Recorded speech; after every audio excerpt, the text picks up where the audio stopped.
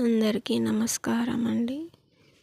ముందుగా అందరికీ వినాయక చవితి శుభాకాంక్షలు. ఈ పండుగ సందర్భంగా మనం ఆ వినాయకుడి గురించి, ఆయన రూపం గురించి, ఆ జ్ఞానం అంటే ఏమిటి కొంచెం తెలుసుకుందాం. మామూలుగా అందరు పెద్దలు వినాయక చవితి, వినాయకుడి గురించి ఏం తెలుపుతుంది ఈ పండుగ అనేది అందరూ చెప్పే విషయమే. అది ఏమిటంటే, తల్లిదండ్రుల్ని బాగా గౌరవించాలి, వారిని పూజించాలి అనే విషయమే ఈ పండుగ సందర్భంగా అందరూ తెలుపుతారు.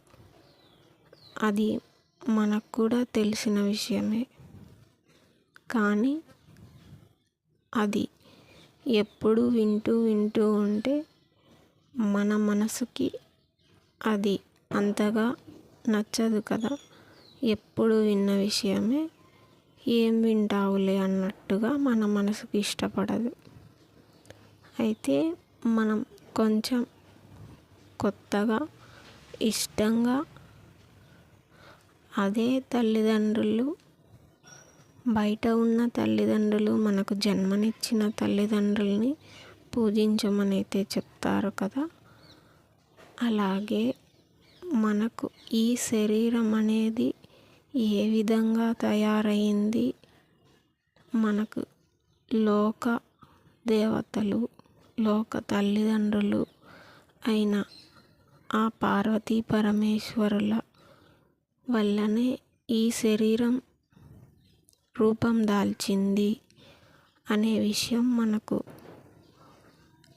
ఈ విధంగా కూడా మనం తెలుసుకుంటే జ్ఞానం ద్వారా అదే ఆ పార్వతీ పరమేశ్వరులకు ప్రదక్షిణ చేసిన వినాయకుడి ఒక కథ మనకు గుర్తు చేస్తుందన్నమాట. అది ఏ విధంగా అంటే, పార్వతి అంటే ప్రకృతి మాత కదా. అలాగే పరమేశ్వరుడు, ఆ పరమేశ్వరుడే ఈ సృష్టి అంతా ఆత్మస్వరూపుడై జీవంగా ఉంటాడు, ప్రతి వాటిలో ఉంటాడన్నమాట, ప్రతి దానిలో నివసిస్తాడు. అలాగా మనకు ఈ ప్రకృతి అంటే ఏదైతే ఆహారం ఉందో, ఆ ఆహారం తిన్న తర్వాతనే మన తల్లి గర్భంలో ఒక రూపం ఏర్పడి పిండం పదార్థంగా తయారయ్యి, ఆ ఆహారమే మనం రూపం దాల్చి మనకి జన్మని కలిగిస్తుందన్నమాట. అందుకని ఆ ఆహారమే పార్వతీ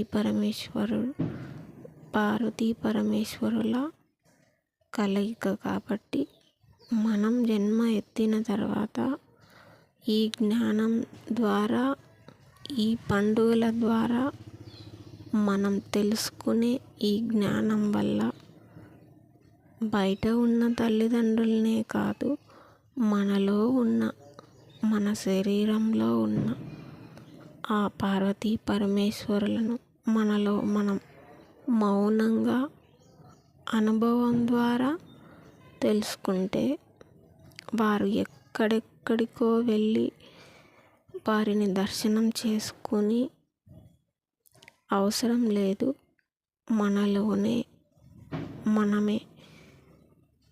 మనం మౌనంగా ఉంటూ అది ఆత్మ సాధన చేసుకుని విచారణ మార్గంతో తెలుసుకుని పార్వతీ పరమేశ్వరుల కలయిక మనలోనే ఉంది.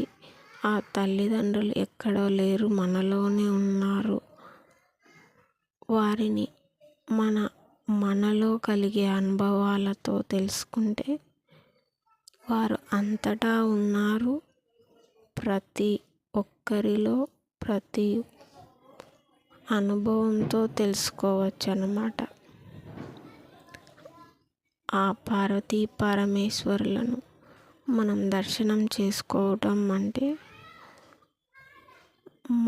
మనలో ఉన్న శక్తిని, మన శక్తి సామర్థ్యాలు వల్ల కూడా మనకు ఏదైతే నియమాహారాలలో ఉంటాయో నియమ పద్ధతుల ద్వారా వారిని మనం దర్శనం చేసుకోవచ్చు అన్నమాట.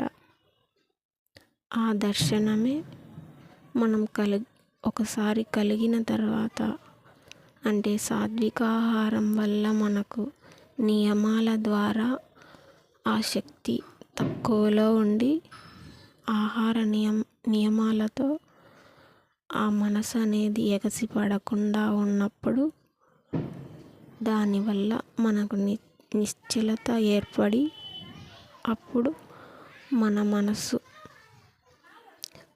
కంట్రోల్లో ఉండి అప్పుడు మనకు నిశ్చలంగా ఉండటం ఏమిటో అర్థమైన రోజే ఆ వినాయకుడు ఆ పార్వతీ పరమేశ్వరులకు ప్రదక్షిణ చేసిన రోజు.